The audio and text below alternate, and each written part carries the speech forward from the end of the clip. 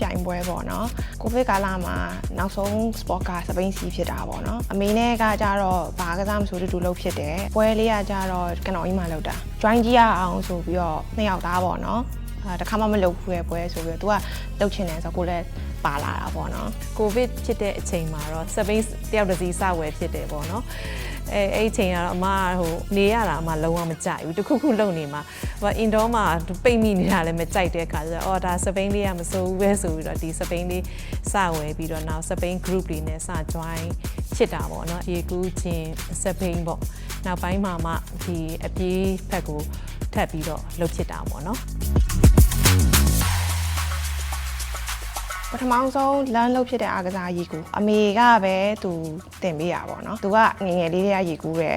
ကိုလည်းဒီပထမဆုံးဆော့ဖြစ်တဲ့အားကစားရေကူအားကစားအဲ့တော့သူကမရရအောင် push တာနောက်ကနေဒီဘက်ကန်ကနေပြီးဟိုဘက်ကန်ထိမရအောင်ချင်းပေါ့နော်မရဲ့ type ကကြတော့အရန်ကိုဘယ်လိုခေါ်မလဲ worry များတဲ့ type push များတဲ့ type သူကကြတော့မဟုတ်ဘူးအေးစစ်စစ်သွားတဲ့ type အဲ့နှစ်ခုကတော့ opposite ပဲအကုန်လုံးကတော့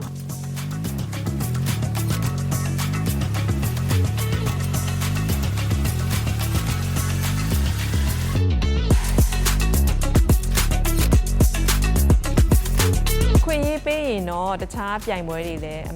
မဆက် join ချင်တယ်ပေါ့နော်ကို့မှာအဓိက work life balance ကလည်းရှိသေးတယ်လေအဲ့တော့လုပ်တဲ့ခါကျရင်အချိန်ကိုအကောင်းဆုံးသုံးချမယ်နောက်တစ်ခုကကြတော့ဘယ်လိုကောမအကောင်းဆုံးလုပ်မယ်ပေါ့တခုခုကို commit လုပ်ထားပြီးလို့ရှိရင်လေမရရအောင်လုပ်မယ်ဆိုတဲ့စိတ်ဓာတ်တော့အမအထဲမှာထားပါတယ်ဟာ